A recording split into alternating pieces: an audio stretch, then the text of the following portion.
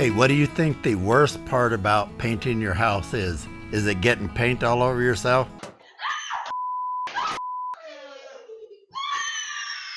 To me, it's cleaning up when you're done, especially a paint roller. I've dealt with this I've been in construction for 40 years. I've cleaned many rollers, but I've gotten to where lately I throw them away a lot of times because it just doesn't seem worth the effort. But I hate doing that, so I came up with a way that I think will clean a paint roller in under a minute. We're gonna time it and see how fast we can clean it. And it's really simple. You don't have to dirty up your sink. You don't have to dirty up your lawn even. I'll show you right after this.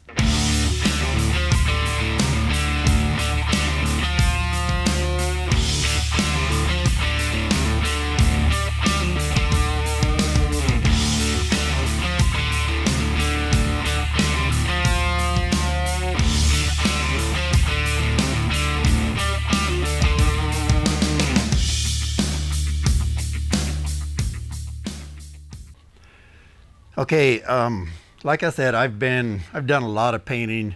I'm not a painter by trade, but as a drywaller, I've taken on a lot of side jobs. I've probably painted 20 complete interiors and hundreds of rooms and hundreds of spot repairs, etc.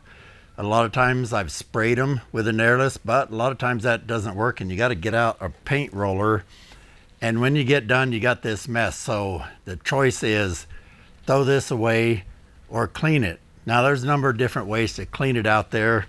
One of the ways I've seen on YouTube, and it works pretty well, I think it was the Idaho painter, and I've used it, but you basically take like an empty paint bucket, you go out in the yard, you stick it inside the bucket like that, and you spray your nozzle, your jet stream of water at it, and you get it to spinning inside there. And you can clean it fairly quick, but I find this to still be kind of difficult, kind of messy, and there's times when I just don't want to dirty up somebody's yard. Maybe on a job, I'm on a job where they have gravel, they have a zero-scape, they don't have a yard. You're not going to go out there and spray or dump paint water all over. So the other option is maybe go in and clean it in a sink, like a laundry sink, and that takes forever running water over it. So I even bought some things like this, and this thing works pretty good, but it's very bulky and it just didn't seem to work as good as I thought it should. It works has a bunch of little jet streams in here, and you spray it and you can turn it, move it up and down. Then this lid busted off, and it's hard to pack around. It requires you to hook it up to a regular spigot, so you can't really use it like in some laundry sinks. Some you can, some you can't. So I just quit packing it around with me, and I only used it at the shop. Well, I came up with something that I think is going to work really well. I've tested it several times. We're going to test it today. But before I get into that, I've also was thinking about what other ways could I make painting easier. And I recently started 3D printing stuff, like all this, like this texture hopper stand right here. I'm going to put all this on my store at that kiltedguystore.com, like you see back there in the blue and white. I'll have a lot more stuff, but I came up with 3 or 4 tools that can help with painting. For example, I've been developing these storage tubes because, you know, a lot of times you want to just stop for the night, come back and continue painting the same color. So what we usually do is wrap it up in plastic, but I found that didn't even, no matter what I did, it seemed like it didn't keep it wet enough. So I got to thinking, and here in the studio, a lot of times I'm painting something, just a small section, and I need to do that fairly often, so I got tired of having to clean those little paint rollers up. So I made this little thing here for my skinny paint roller. Now this has been in here probably 8 months. Now check this out. It's still totally wet. It hasn't dried out at all. Still totally usable because it's keeping it pretty airtight. It hasn't had mold issues or anything like that. So I got thinking, well, what if I do that on a larger scale? So I bought the big PVC, but man, that's expensive. By the time I did that, it was pretty expensive. So I thought there's got to be a simpler way. So I came up with these. Now these are some of my prototypes. That was an early one. I tried to do a screw-on lid and it kind of worked, but not like I wanted. And I've got numerous prototypes here. This is one I've been storing a paint roller in for a while to show you guys. I think it's been in there over a month, and I just wet the bottom half so I can pull it out. But in that big tube, you can see it's staying nice and wet. So I'm going to offer these for sale too. This is one of my earlier prototypes, so it doesn't work quite as good as my newer ones, which I think that's a new one right there.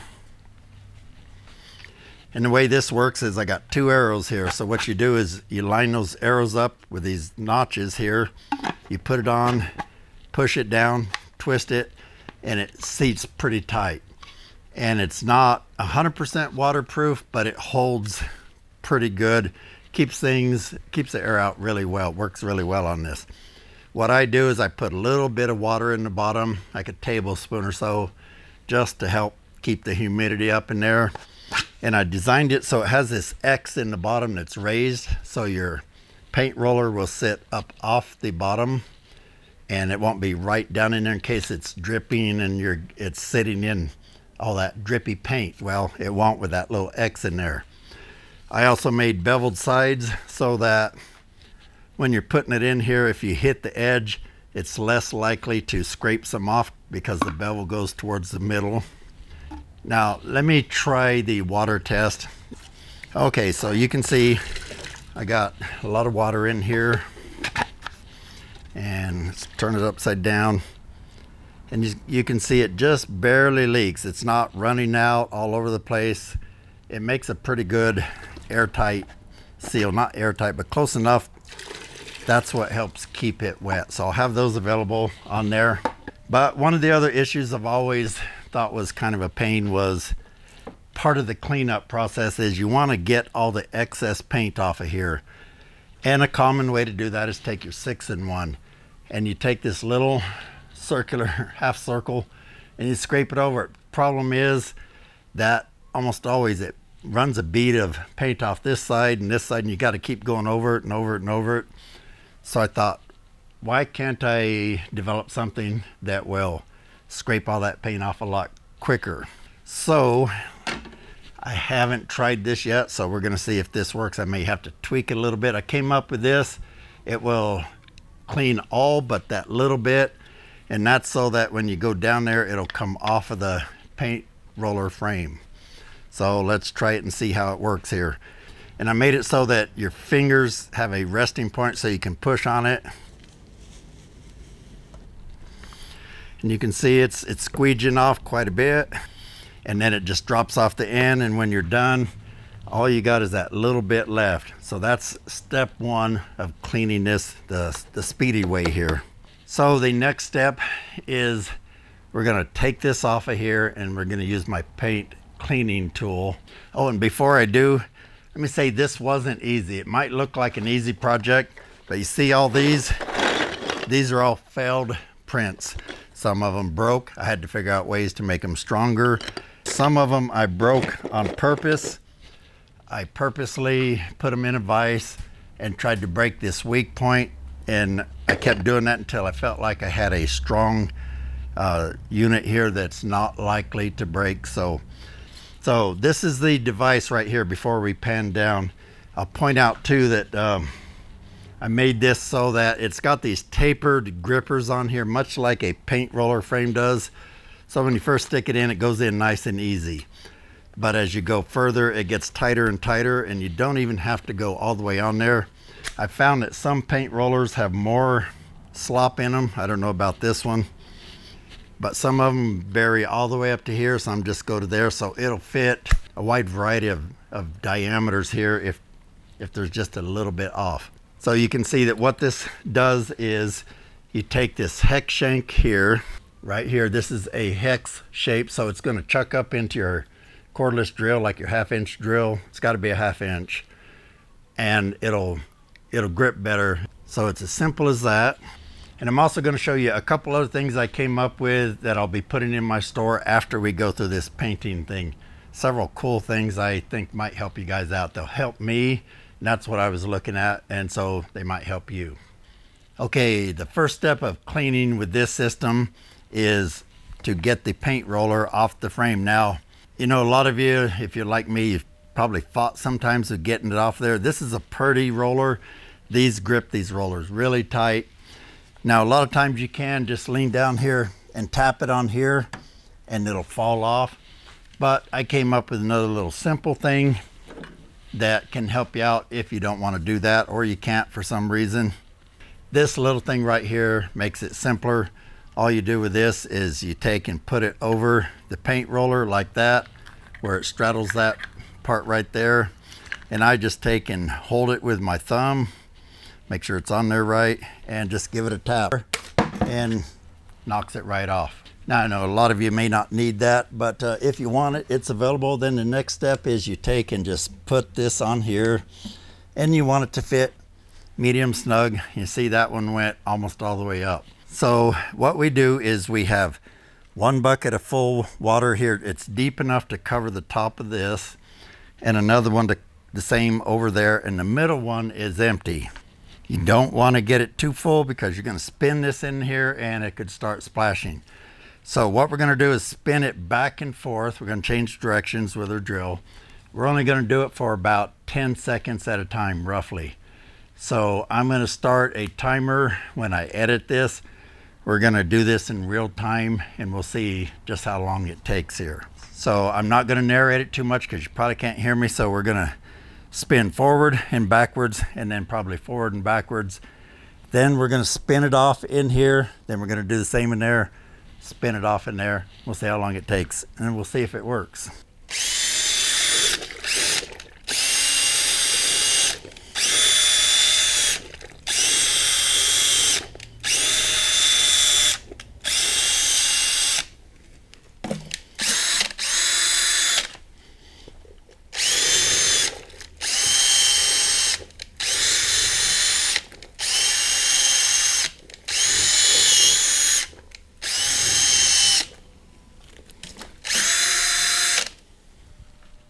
Okay, there we have it. I'll put the time on the screen and I'll show you a close-up here. Now, as far as I can see, it looks totally clean all the way down into there. So, I mean, that's about as simple as it gets. You're done. It's already spun off. It's clean top to bottom. I mean, this simplifies it a lot. Now, this also works for rolling drywall mud. If you're doing skim coating and you're rolling the drywall mud on, or for whatever reason, probably works for about any water-based product that you need to clean off of a paint roller. Works on 9-inch rollers. I don't have a system for any other sizes yet. I might come up with that. But let me show you a couple other things I came up with to simplify my life doing construction and drywall and painting. And one is this thing right here. Oh, and hey, if you like this kind of helpful stuff, tips and tricks like this, don't forget to subscribe and be sure to click the bell icon. And it'd really help us if you give us a thumbs up. Yes, I 3D printed that too and thought it was kind of fun. When you get done caulking and you still got a partial tube, you got to find some way to seal off this end. And I've seen a lot of ideas on Amazon and that, and I just didn't really like a lot of them. They were really long. You stick this big thing down in there, whatever. So I decided to come up with something myself, and this is really simple. I've tried things like I've taken electrical wire nuts because it's similar to this and put on here, and it kind of worked. I have squirted out a gob and just let it dry and harden on the end, which is messy. I put tape over it. I've tried all kinds of things. Now comment below, tell me what you do to keep your caulking tubes and glue tubes from drying out. But I decided to come up with this simple little thing, and all it is this cap. It's got some rings in here that help it grip onto these, and you just push it on there, give it a little twist. Now, I'm not going to say it grips really tight, but usually it's enough that it's holding. So it doesn't get knocked off real easy. You can see I've been using it on pretty much everything that I open these days. These are going to be really cheap. You'll get like a 10-pack for a cheap amount. I don't know the amount yet, but check it out at kiltedguystore.com. Another is this texture hopper stand. I've used the Spray Mantis, the Drywall brand hopper, I think it is. I've used all of them, the $80 ones. I've got a Graco one that cost me $260. But a lot of times when I'm doing drywall repairs, this cheap little thing right here is all I need. I don't need a giant hopper. I don't need anything fancy, and this works just fine. But these come without a stand, so you're left trying to figure out how to prop it up while you put mud in it, or you hold it between your legs and then it slips out and falls, or you stick it in a bucket and then it's awkward down in there. The hose, you got to take the hose off. So I came up with this, and what this does is it simply holds it right there. It allows the air hose to come out the back, and it does more than that. You can take it apart. Now this one's very loosely put together. I would normally ship this to you with this piece of PVC that's a little longer than you need, and you can cut it to the length you need, and then you just glue it on, and these screw down into there, and this part screws into this cradle. Then when you're done, you drop it in there, but it also is a place to store your tips and things like that. And when you're done, put this lid on, and everything's in there. Even the tips that are in there, they don't fall out, because I've made it so that just covers that just enough where they can't fall out. The other parts, you can put whatever else in here. And with each one of these, I'm going to include this little laminated spray guide. This shows you how to adjust to get different types of texture, for finer, heavier. It shows you what each adjustment does, and it also breaks it down to just a few simple adjustments, so you don't have to adjust 6 different things, because there is about 6 or 7 variables. So that's going to come with that too. One other item, and I got a few more, but I'll show you this one. This is just a big, I call it a jumbo scoop. When I store my powdered, like hot mud, I store it in a bucket with a screw-on lid, and that keeps it from getting wet, doesn't spill. It just makes it so much easier. But getting it out, it's a pain. If you try to dump it out of the bucket, it comes out in surges and you make a mess. So I've always scooped it with something, but usually it's a cup or something, it breaks. So I 3D printed this. I call it the jumbo scoop. It's got an air hole in the back, so when you're filling it up and the powder's going in, it can breathe and fill it up better, and it's really durable. Another item is, for years I've wanted this for myself. I'd never thought about selling these things, but this is just something I wanted. When I clean my buckets, when I'm doing the hot mudding and repairs and that, this is my method. This isn't my best pan. This is a crappy one I have left over, because we're packing up a lot of the stuff. But I would get my pan dirty, I set it on the edge, and I just clean it like that, and I can clean it pretty quick. Problem was that I often wanted to do that, and I'd splash and water would go everywhere, or maybe it'd go on the outside, and it just never stayed in place, because it's kind of a slick thing. So I came up with this. It drops over the edge of the bucket, it tilts slightly, it has these drain holes in it, and basically allows you to now wash it like this. The water runs out the drain holes, it never slips and makes a mess anymore. So I'll be putting those on there eventually too. Got a lot more ideas. In addition to, I'm still going to be putting out a lot of helpful drywall and home improvement videos, especially when we move to our new building, which is going to be somewhere around 5 times as big as the one we're in right now. Hey, as always, it's good to be back. I appreciate you guys stopping by, and I hope I helped you out. If I did, be sure and hit all that stuff over there if you want to. And I will see you on the next video, everybody. Take care.